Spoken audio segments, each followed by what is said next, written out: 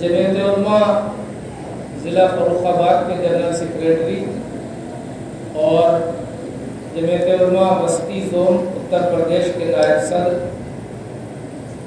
आली जनाब मौलाना अब्दुल साहब कासमी दावत करता हूँ उनसे कि मौसूल जो है मुख्तसरन उलमा है, सब जिम्मेदार हैं, मुख्तसरन ये मदारिस किस मकसद के तहत हमने कायम किए थे और अकाबरीन का मंशा क्या है, इस पर जो है हमारे हाजरीन के सामने जो है उस मकसद को जो है वाज़ेह फरमाएं, उस पर रोशनी डालें।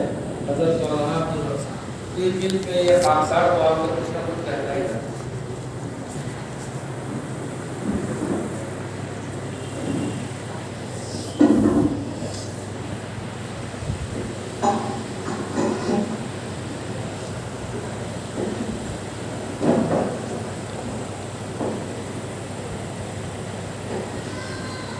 बिस्मिल्लाहिर्रहमानिर्रहीम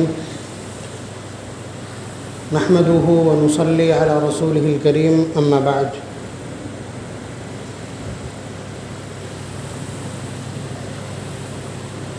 अऊज़ु बिल्लाहि मिनश शैतानिर रजीम बिस्मिल्लाहिर्रहमानिर्रहीम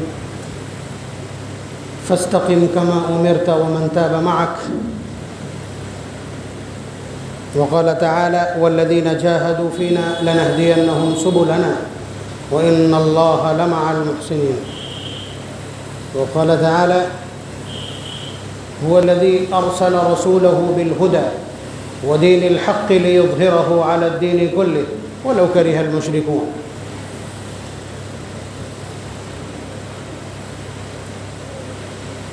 ज़िम्मेदारान मदारिस की ये बहुत अहम मीटिंग है और ये बड़ी उफ़ाद है मिल्लत के लिए। ये पहला मौका नहीं है। हिंदुस्तान में मदारिस का जो आगाज़ हुआ है, उसका जो नुक्ता आगाज़ है वो भी इन्हीं हालात में हुआ था। आप अगर मदारिस की तारीख़ की बात करेंगे तो फिर नबी अकरम सल्लल्लाहु अलैहि वसल्लम ने सबसे पहला मदरसा दार अरक़म में चलाया था, जहाँ बग़ैर किसी किताब के सिर्फ़ ला इलाहा इल्लल्लाह सिखलाया जाता था। यानी ये मदरसा उस वक्त कायम हो गया था जब शरीयत नहीं आई थी। शरीयत के नाम पर सिर्फ़ एक जुमला था, ला इलाहा इल्लल्लाह। उस वक्त तक दूसरा कोई हुक्म नाजिल नहीं हुआ था। वहाँ से चल कर के फिर आपको मालूम है नबी अकरम सल्लल्लाहु अलैहि वसल्लम के चबूतरे पर, जिसे हम सुफ़ा कहते हैं, वहाँ 40, 50, 60, 70, 72, 140 तक की तादाद असहाब सुफ़ा की है। वो लोग भी पढ़ते रहे। ये इल्म हासिल करने का वो दस्तूरी निज़ाम है। नबी अकरम सल्लल्लाहु अलैहि वसल्लम की मंशा और मिजाज के मुताबिक वो निज़ाम है कि जो उस वक्त से लेकर आज तक चल रहा है और आइंदा भी चलता रहेगा इंशाअल्लाह। हिंदुस्तान में ये निज़ाम बहुत अछूता और बहुत अलबेला है। आप थोड़ा सा तारीख़ के औराक़ में पीछे जाइए कि जिस वक्त यहाँ अंग्रेज़ों ने अपना सियासी तसल्लुत कायम किया, सियासी तसल्लुत कायम करने के बाद उन्होंने लाल किले पर ले जा कर के अपना यूनियन जैक भी लहरा दिया और उन्होंने अपना निज़ाम नाफिज करना शुरू किया। उन्हें ये मालूम है, बल्कि ये पूरी दुनिया को बहुत अच्छी तरह मालूम है, सिस्टम में जो लोग हैं उन्हें भी अच्छी तरह मालूम है। यहाँ जो आपको इस वक्त का ये फ्रस्ट्रेशन नज़र आ रहा है, ये भी उन्हें मालूम है कि अगर मैदान में कोई आकर के तमाम हालात का मुकाबला करेगा, मुकाबला करने के लिए अगर कफन बरदोश होने की नौबत आएगी, सर बकफ होने की नौबत आएगी और जानों का नजराना पेश करने की अगर नौबत आएगी, तो ये सफ़ेद पोश मुसल्ले और तस्बीह वाले और मिसवाक वाले यही आगे हों। भाई सहाबा से लेकर के ये एक सरिश्त है, ये एक सरिश्त है, इसलिए कि हम हैं वो लोग जो ये जानते हैं कि हम मरने के लिए पैदा हुए, ज़िंदा रहने के लिए नहीं। नबी अकरम सल्लल्लाहु अलैहि वसल्लम को दो सूत्री फार्मूला, इन्ना दुनिया खुलिक़त लकुम व इन्नकुम खुलिक़्तुम लिल आखिरह, कि ये दुनिया तुम्हारे नफ़े के लिए पैदा की गई है, लेकिन तुमको आखिरत के लिए पैदा किया गया है। आखिरत किस चीज़ का नाम? आखिरत नाम है मरने का। मरने के बाद जो जहान, जो अरसा, जो ड्यूरेशन शुरू होगा वही तो है। تو یہ ایک ایسا منشور ہے جس پر یہ جماعت قائم ہے یا قائم رہ سکتی ہے، حالانکہ اس روح میں یہاں بھی کمی آئی ہے۔ یہ جو اتنی آسانی سے سرنڈر کرنے کی نوبت ہے وہ اس روح کی کمی کی بنیاد پہ۔ چنانچہ ان کا تسلط ہو گیا اور انہیں یہ اچھی طرح معلوم تھا کہ اس دھرتی پر اگر احتجاج ہوگا، اگر کوئی مقابلے میں اترے گا، اگر کوئی میدان کارزار گرم کرے گا، اگر کوئی کفن باندھ کر کے نکلے گا تو یہ وہی مولوی ہیں، مدارس سے پیدا ہونے والی یہ جماعتیں۔ تو انہوں نے باقاعدہ دھیرے دھیرے مدارس پر پابندی لگانا شروع کی۔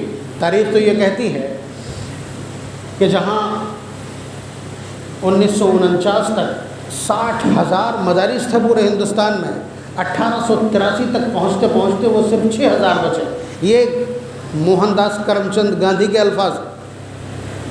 بات سمجھ رہے ہیں؟ دھیرے دھیرے پوری طرح سے ان ساری یہ اوقاف سے چلتے تھے، بادشاہوں نے یا نوابوں نے اوقاف دے رکھے تھے، جائیدادیں دے رکھی تھی مدارس کو، ان کے خرچ سے یہ مدارس چل رہے تھے۔ بہار میں، بنگال میں، ٹونک میں، خیر آباد میں، ملتان میں، آگرہ میں، ہر جگہ اس طرح کے مدارس تھے جو سرکاری جائیدادیں تھیں جنہیں وقف کر دیا گیا تھا اور ان سے وہ چل رہے تھے تاکہ وہ خود کفیل رہیں۔ لیکن دھیرے دھیرے ان کو بند کیا گیا۔ پھر اس کے بعد یہاں ایک نیا نظام تعلیم متعارف کرایا گیا جس کے لیے لارڈ میکالے کو بلایا گیا۔ اس نے اپنا ایجوکیشنل پلان اناؤنس کرتے وقت کہا تھا کہ ہم یہاں ایک ایسی قوم تیار کرنا چاہتے ہیں، ایک ایسی جنریشن پیدا کرنا چاہتے ہیں جو شکل کے اعتبار سے، نیشنلٹی کے اعتبار سے، شہریت کے اعتبار سے تو ہندوستانی اور بھارتی ہوگی، لیکن وہ اپنی مانسکتا اور نظریات کے اعتبار سے انگریز ہوگی۔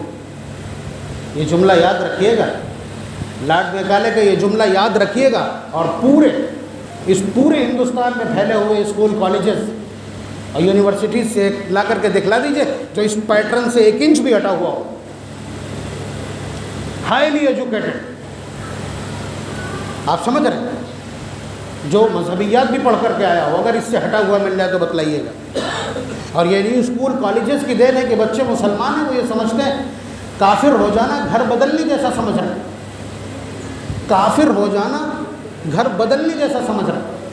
تو اس نے جو اناؤنس کیا تھا تو حضرت نانوتوی رحمۃ اللہ علیہ کے کانوں میں جب یہ بدتمیزی پڑی ہے، اسی کے ذیل میں میں ایک جملہ یہاں پہ کیا نام ہے علماء ہند کا شاندار ماضی سے آپ کی خدمت میں نقل کر دوں۔ 1831 میں شاہ اسماعیل شہید رحمۃ اللہ علیہ اور سید احمد شہید رحمۃ اللہ علیہ کی بالاکوٹ میں جو شہادت ہے، اس میں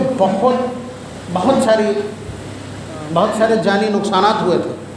تو ان لوگوں کی جو ہمارے جیالے بالاکوٹ کے میدان میں شہید ہوئے تھے، ان کی جو اولاد یتیم ہو گئی تھی، ان لوگوں نے ڈھونڈ کر کے ان بچوں کو ہائر کیا، یہ کہہ کر کے کہ ہم ان بچوں کو تعلیم دیں گے، ہم ان کو روزگار بھی دیں گے اور ہم ان کو زندگی کا نیا سیٹلمنٹ بھی دیں گے۔ یعنی اس اعلان کے ساتھ وہ ان کو لے کر کے آ رہے تھے۔ آپ کو اس جملے میں کوئی درد محسوس نہیں ہوا ہوگا، لیکن حضرت نانوتوی نے اس درد کو محسوس کیا کہ جن کے ماں باپ، جن کا باپ انگریزی استعمار کے خلاف اپنے جسم کے لہو کا آخری قطرہ تک دے کے چلا گیا ہے، اس کی نسلوں کو انگریز کی گودوں میں پلنے کے لیے چھوڑ دیا جائے گا، ان کی نرسری میں جانے کے لیے چھوڑ دیا جائے گا، ان کا ہرکارہ بننے کے لیے چھوڑ دیا جائے گا۔ یہ وہ درد تھا جس درد نے حضرت نانوتوی رحمۃ اللہ علیہ کو کھڑا کیا۔ بات سمجھ رہے ہیں آپ؟ اور حضرت نانوتوی رحمۃ اللہ علیہ نے روح اسلام کو بچانے کے لیے، روح اسلام میں نے بتلا دیا کہ وہ لوگ کیا سمجھتے ہیں کہ اگر بغاوت کہیں سے ہو سکتی ہے، اگر انگریزی تسلط کو کہیں نقصان ہو سکتا ہے، کوئی چیلنج کر سکتا ہے، تو وہ کون ہے؟ یہی ہے۔ اب ان کا خطرہ غلط تو نہیں تھا؟ آپ بتائیے، ان کا خطرہ غلط تو نہیں تھا؟ بالکل صاف تھا نا، سچ تھا کہ ان کی بساط کو الٹا کس نے، ان کی بساط کو پلٹا کس نے؟ ظاہر سی بات ہے، آپ کو معلوم ہے کہ حضرت شیخ الہند کے شاگردوں نے تو حضرت نانوتوی رحمۃ اللہ علیہ نے ایک نیا مزاج متعارف کروایا، اس سے پہلے وقف جائیدادوں سے مدارس چل رہے تھے، چندے کا ایک نظام بنا، اس لیے کہ اگر سرکاری خرچے سے مدارس چلائے جائیں تو سرکاری مدارس تو پہلے سے چل رہے ہیں، اور اگر انگریزی، یہ جملہ یاد رکھیے گا، اگر ہم انگریزی نصاب یہاں پڑھائیں گے، اگر ہم عصری علوم یہاں پڑھائیں گے تو یہ تحصیل حاصل ہے، یعنی حکومت اپنے نظام کے تحت اپنی رقم سے اور اپنے سسٹم سے، اپنے پاور سے، اپنے مینجمنٹ سے پہلے ہی ان ساری تعلیمات اور ان سارے سبجیکٹس کا انتظام کیے ہوئے ہیں. اب ہم مولوی مل کر کے دوبارہ سے انہی علوم کو پڑھائیں گے تو یہ تو تحصیل حاصل ہے. تو اس لیے اس کو بالکل کنارے کر دیا، اس کو حکومت کے لیے چھوڑ دیا، اور صرف یہاں اسلامی شریعت اور اسلامی اقدار کی بقا کے لیے اور نسلوں کے اندر اسلام اور ایمان کو باقی رکھنے کے لیے انہوں نے یہ نیٹ ورک پھیلایا تھا مدارس کا. اور مدارس کے لیے اس کا ماڈل بنا کر کے دیا تھا دارالعلوم دیوبند کو، اور اس کا ایک طرز بنایا تھا کہ یہاں حیات حاکمہ یعنی یعنی اصل جو امپاورمنٹ ہے وہ کمیٹی کا ہو. آپ سمجھ رہے ہیں؟ یہ بہت بنیادی چیز ہے. مدارس کو چلانے میں سب سے بڑی جو چیز ہے وہ یہی ہے کہ پاور کس کا ہوگا. پاور فرد واحد کا نہیں، کسی ایک شخص کے کوئی ایک شخص پاور پوائنٹ نہیں ہوگا، بلکہ شورا ہیئت حاکمہ ہوگی. جہاں جہاں یہ باقی ہے مدارس سرسبز و شاداب ہیں، وہاں آپ کو کسی طرح کی گڑبڑی اور کسی طرح کی کمزوری اور سکھ نہیں ملے گا. اور جہاں جہاں پاور پوائنٹ کہیں ایک پہ آ جاتا ہے دقت ہو جاتی ہے، وہی اسی روح سے ہٹنے کی گڑبڑی ہے. تو حضرت نانوتوی رحمۃ اللہ علیہ نے روح اسلامی کو بچانے کے لیے اور دین و ایمان کو بچانے کے لیے مدارس کے اس بیٹھے ناشتہ واشتہ کرا دیجیے، مدارس کے اس نظام کو متعارف کروایا. اور اللہ کا شکر ہے، آپ دیکھیے جو انہوں نے ماڈل تیار کیا تھا دارالعلوم دیوبند، آپ اندازہ لگائیے اس پوری دنیا کا کوئی خطہ جہاں مسلمان بستے ہوں دارالعلوم دیوبند کا نفع نہ پہنچ رہا ہو ممکن نہیں. ایک ایسا سرسبز و شاداب سرچشمہ کہ جس کی نالیاں اور جس کی روشنی، جس کا پانی ہر تشنہ کام تک پہنچتا ہے. یہاں جو بیٹھے ہیں یا جو بول رہے ہیں یہ سب اسی نرسری کی دین. تو اس نہج پر یہ چلا تھا، اور اللہ کا کرم یہ ہے کہ ان کی نیتوں کا اخلاص، یا انہوں نے جس بنیاد پر اس سلسلے کو قائم کیا تھا وہ سلسلہ اتنا طاقتور ہے. اگلے جو جملے ہیں وہ فوراً تو آپ کو چونکا دینے والے ہوں گے، لیکن بنیاد اتنی ہی مضبوط ہے کہ آج ہندوستان کا اسلام مدینے سے بھی زیادہ خالص اور صاف ستھرا ہے. مکہ مکرمہ سے زیادہ جہاں وہ سب کچھ اترا ہے، جو محبت وحی ہے، جو منزل وحی ہے، جو عرض وحی ہے، عرض القرآن ہے، اس کے باوجود میرا دعویٰ یہ ہے، اور کوئی ڈیبیٹ کرنا چاہے تو میں اس کے لیے کھلے الفاظ میں تیار ہوں. بس ایک جملہ کہہ دینا کافی ہے. ہمارے مفتیان کرام کا فتویٰ آج بھی یہ ہے کہ بغیر داڑھی کا شخص اگر اذان اور اقامت کہے گا تو وہ واجب الاعادہ دہرائی جانا چاہیے. آگے جملہ کہتے ڈر لگتا ہے مگر کہوں گا اس لیے کہ دعویٰ کیا ہے، اس کا ثبوت چاہیے. مسجد نبوی کے مقبرے پر 10 قدم کی دوری پر کھڑا ہوا شخص بغیر داڑھی کے اذان کہتا ہے، تو یہ میرے اس دعوے کی دلیل ہے. فرق صرف اتنا ہے کہ ہم نے سنتوں کو بھی سینے سے ویسے ہی چمٹایا ہے جس طرح ہم فرائض کو چمٹاتے رہے. دارالعلوم دیوبند کا سب سے سخت کالم جسے کوئی بھی ایڈمیشن لینے والا طالب علم پاس آؤٹ کرتا ہے وہ اپنی وضاقتہ، اس کا پاجامہ چیک کرنے والا کھینچ کے دیکھتا ہے کہ لمبا سلوایا ہے ابھی چڑھا لیا، ایسے پہلے مشت ناپ کر کے اس کے بعد بال دیکھتا ہے، داڑھی واقعتاً چھوٹی ہے یا اس نے کاٹی ہے، وہ بتا دے کہ بال کی نوکیں بتا دیں گی کہ کٹا ہے یا نہیں کٹا. تو آپ بتائیے یہ چیزیں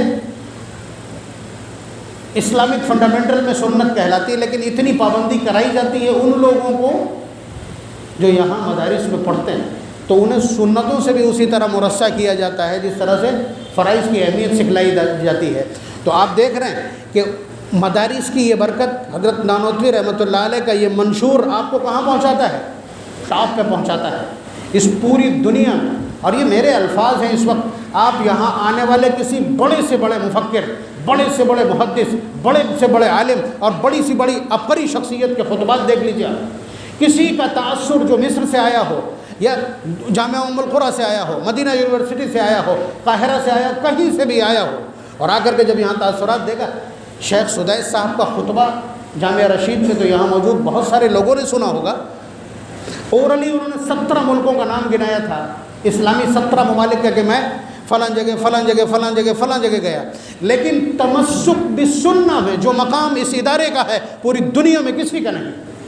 یہ الفاظ موجود ہیں، یعنی ائمہ کی پوری جماعت کا صدر، کیبنٹ منتری وہاں شیخ عبد الرحمن السدیس، ان کے الفاظ ہیں، یہ تاثر ہے۔ تو یہ سب کچھ مدارس کی دین ہے، اتنا یاد رکھیے گا۔ اور ابھی بھی آپ نے اسے اور اندازہ لگانا ہو تو آپ یہ بتلائیے کہ اس پوری روئے زمین پر بت پرستی کا سب سے بڑا مرکز کون سا ہے؟ اس پوری روئے زمین پر بت پرستی کا سب سے بڑا مرکز کون سا ہے؟ شرک کا سب سے بڑا مرکز کون سا ہے؟ کفر کہاں سے اگا ہی پاتا ہے؟ بھارت ہی تو ہے جہاں 33 کروڑ پوجے جاتے ہیں۔ آپ بتائیے اس دھرتی پر جہاں سے کفر جنم لیتا ہے، وہاں اشہد ان لا الہ الا اللہ، کمال یہ ہے مدینہ منورہ کو تو نبی اکرم صلی اللہ علیہ وسلم نے اپنی زندگی میں اپنے بحاف پر کفر سے خالی کر دیا تھا، بلکہ فرمایا تھا اخرجوا الیہود والنصارى من جزیرۃ العرب، کہ جزیرہ عرب سے کفر اور تمام شرک کے جراثیم کو پاک کر دو۔ تو مدینہ تو حضور نے خود خالی کر کے دیا، اگر وہاں اشہد ان لا الہ الا اللہ کہہ رہے ہیں تو کمال کا ہے۔ ہم سے پوچھئے گنگا کے کنارے جہاں صبح سے شام تک بتوں کے جیکارے ہیں، شرک کے نعرے ہیں، اور جہاں انبار ہیں بتوں کے، وہاں اشہد ان لا الہ الا اللہ کہنا کہ میں گواہی دیتا ہوں اس کفر کے طوفان میں اللہ کے سوا کوئی معبود نہیں۔ کمال تو یہ ہے نا۔ تو ہندوستان ٹاپ پر ہے اپنی خدمات کے اعتبار سے، لیکن یہ ہماری ڈیوٹی جو ہم پوری کر رہے ہیں، یہ مدارس کی دین ہے، مدارس کی دین ہے۔ لیکن اس وقت تک جب تک ہم مدارس کو اسلامی اقدار کا محافظ اور اس کی چھاونیاں سمجھیں اور ان پر کسی طرح کی آنچ نہ آنے دیں، یہ ایسے اقدار ہیں، اسلام کا یہ ایسا نظام ہے، ہندوستان کے ماتھے پر لگا ہوا یہ ایک ایسا کشقہ ہے، یا اس کے پیشانی پر مدارس کا یہ جھومر ہے جو اس کو پوری انسانی تاریخ میں سب سے ممتاز بناتا ہے۔ آپ بتائیے کہ کہنے کو ہندوستان ہے، کہنے کو یہ بتوں کی بستی ہے، کہنے کو یہ بتوں کا ملک ہے، کہنے کو تو یہ مندروں کی دھرتی ہے، مگر آپ بتلا دیجئے پوری دنیا میں اتنے حفاظ کہیں پائے جاتے ہوں، اتنے علماء کہیں پائے جاتے ہوں، اتنے مدارس کہیں پائے جاتے ہوں، دین کس کی؟ اور یہ اللہ تبارک و تعالیٰ کا اتنا بڑا کرم ہے کہ ایک تو یہ ہے کہ بت پرستی کے چوطرفہ حملوں کے بعد بھی، اس کے علاوہ اپنے جو منافق ہیں ان کے حملوں کے بعد بھی آپ بتلائیے ہماری کمیونٹی کے 97.5% بچے، جو بچے پڑھنے جاتے ہیں، ایجوکیشن سے ریلیٹڈ ہیں، تعلیم میں مصروف ہیں، ان میں سے 97.5% بچے اسکول اور کالجز میں پڑھتے ہیں۔ 2.5% ہیں جو مدارس کے حصے میں آتے ہیں، اور وہ 2.5% بھی وہ ہیں کہ جو بچہ کسی بھی پرائمری اسکول میں نہیں چل سکا اسے لا کر کے مولانا کے حوالے کر دیا۔ یعنی گھر کا جو ناکارہ بچہ ہے، یہ آپ جانتے ہیں اچھی طرح سے جو بات میں کہہ رہا ہوں، لیکن اللہ تبارک و تعالیٰ نے وہ ہنر دیا ہے علماء کو، اس لیے کہ مجاہدات سے عبارت ہے ایک عالم کی زندگی، سوکھی روٹیوں سے چلتا ہے بغیر ناشتے کے، تو اسے آسائش معلوم نہیں ہوتی ہے، خدا کرے یہی سرشت آخر تک باقی رہے۔ تو آپ اندازہ لگائیے کہ وہ اسے بھی تراش کے گندن کر دیتا ہے، اس کی آخرت کا اثاثہ اور متاع بنا دیتا ہے۔ تو ایک تو یہ کہ یہ کفرستان ہے، یہاں ہم نے مدارس کو زندہ و آباد رکھا ہے، یہ ہمارے اکابر کے خون پسینے اور ان کی پاکیزہ فکروں کا نتیجہ ہے۔ اس کے ساتھ ساتھ اپنوں کا حال اور اپنوں کی بے توجہی کا عالم یہ ہے کہ 97.5% ہماری نسلیں کہاں پڑھتی ہیں؟ لارڈ ایجوکیشنل پلان کے تحت آتی ہیں۔ 2.5% انہی میں سے ائمہ پیدا کرنا ہے، انہی میں سے مؤذن پیدا کرنا ہے، اسی میں سے مجاہد پیدا کرنا ہے، اسی میں سے اسلام کے محافظ پیدا کرنا ہے، اسی میں سے اس کفرستان میں اشہد ان لا الہ الا اللہ کی آبرو قائم کرنے والے پیدا کرنا ہے۔ بڑی ذمہ داری ہے، اللہ کا بڑا کرم ہے کہ یہ جیالے اس کو پورا کر رہے ہیں، اور اس کے ساتھ ساتھ اندھا دھند الزامات کا سامنا بھی کرنا ہے، ٹھیک ہے، لیکن انہی راہوں پہ چل کر، انہی راہوں پر چل کر کے منزل ملتی ہے۔ آپ کو معلوم ہے ان الجنت حفت بالمکارہ، کہ جنت کو ناپسندیدہ چیزوں سے گھیرا گیا ہے، وہاں تک پہنچنا ہے تو ہٹو بچو کر کے، کانٹے ہٹا کر کے، راہیں بنا کر کے، آپ سمجھ رہے ہیں؟ انہیں پتھروں پہ چل کے آ سکو تو آ جاؤ، اس گھر کی راہ میں کوئی کہکشاں نہیں۔ نبی اکرم صلی اللہ علیہ وسلم کے الفاظ کہ وَإِنَّ النَّارَ حُفَّتْ بِالشَّهَوَاتِ، کہ بڑی اچھی اچھی چیزوں اور دل آویز چیزوں سے جہنم کو گھیرا گیا ہے، مشکلات سے جنت کو گھیرا گیا۔ تو آپ اندازہ لگائیے کہ مدارس کا یہ ایک نظام ہے، قرآن و سنت کے تحفظ کا یہ نظام ہے، انہیں گھبراہٹ صرف اسی بات کی ہے۔ دیکھیے جنگ آخری پڑاؤ پہ آ چکی ہے، جنگ آخری پڑاؤ پہ آ چکی ہے، آپ کی نوجوان نسل کافر بننے میں بھی کوئی آر محسوس نہیں کر رہی، تو بچا کیا ہے؟ تہذیب کو کب کی گنوا چکے ہیں، تہذیب کب کی گنوا چکے ہیں، ثقافت کب کی گنوا چکے ہیں، عورتیں ننگی ہو چکی ہیں، بے آبرو بے پردہ ہو چکی ہیں، صرف یہ لا الہ الا اللہ کا معاملہ یا آپ کا اور ان کا معاملہ بچا۔ ان کو تو سب کو ہائر کر لیا۔ آپ بتائیے اس وقت آپ فیس بک پہ جائیں گے تو مدرسہ چھاپ یہ ایک کمنٹ بن گیا ہے، یہ ایک کمنٹ بن گیا ہے مدرسہ چھاپ، یعنی ایک نفرت بٹھانے کی کوشش۔ ملا جتنے بھی کارٹون بنائے جا رہے ہیں ان میں ٹوپی لگایا ہوا اور داڑھی والا شخص آپ کو ملے گا۔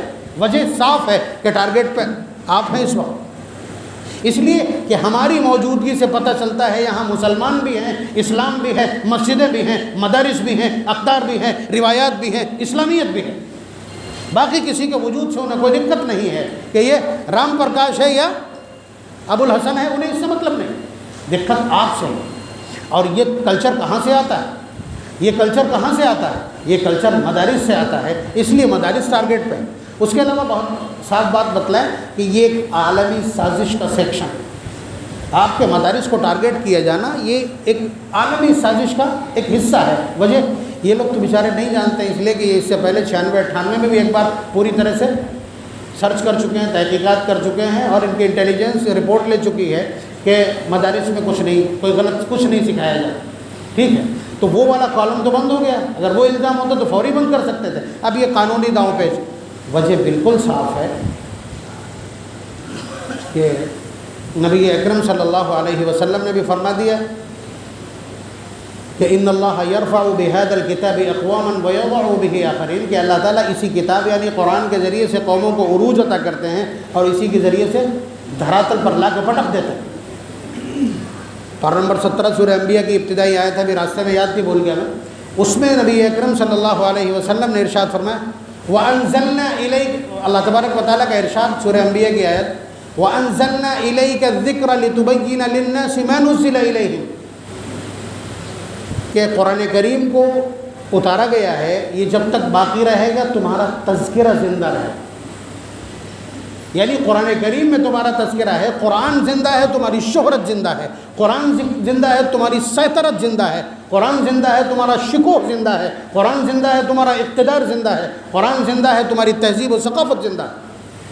اور قرآن کو تحفظ کہاں سے فراہم ہوتا ہے؟ اکلوتی جگہ مدارس، اور اس پر ٹرائل ہو چکا ہے۔ آپ کو معلوم ہے کہ رشیا نے اس پر ٹرائل کیا تھا، جس گھر سے قرآن برآمد ہو جاتا تھا سب کو پھانسی دے دی جاتی تھی۔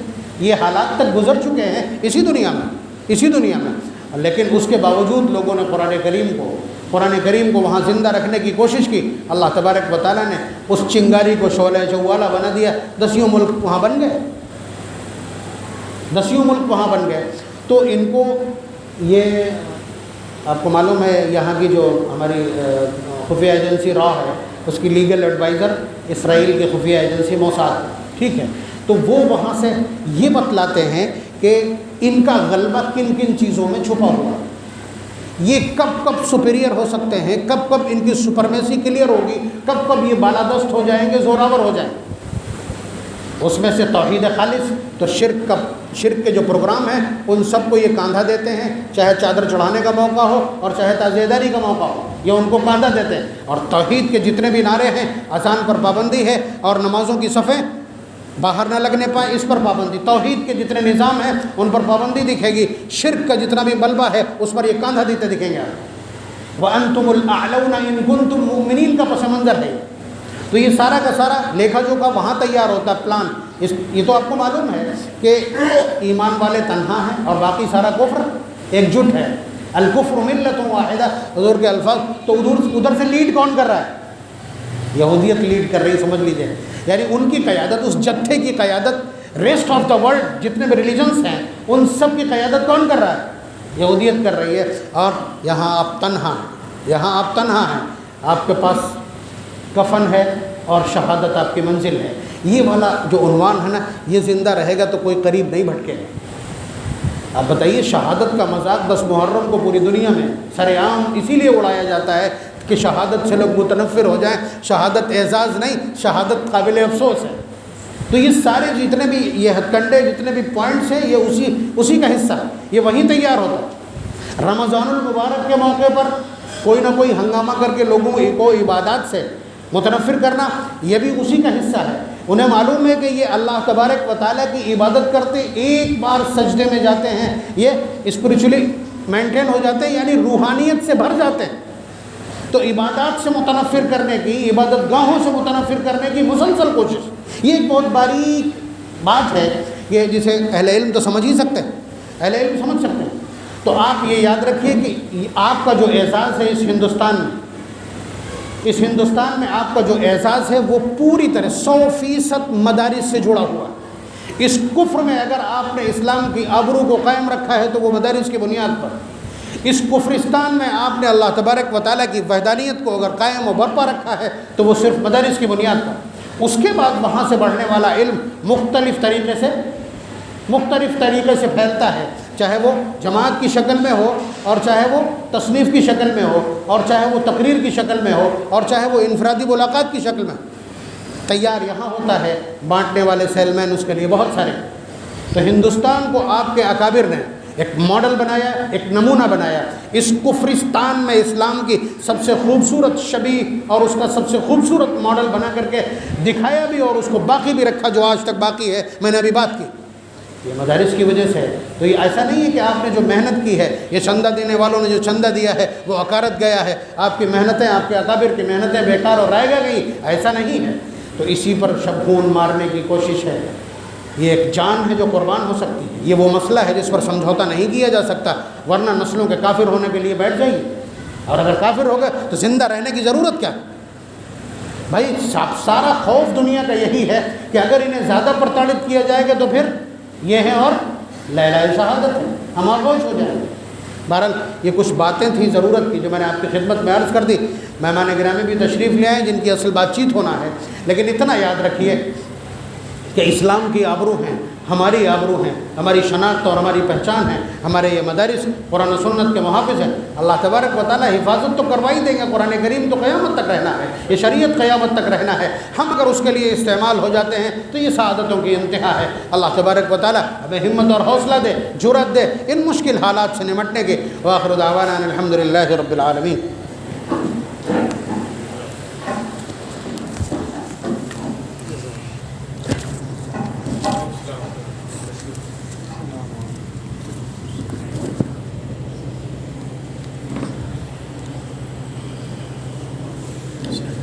Sí.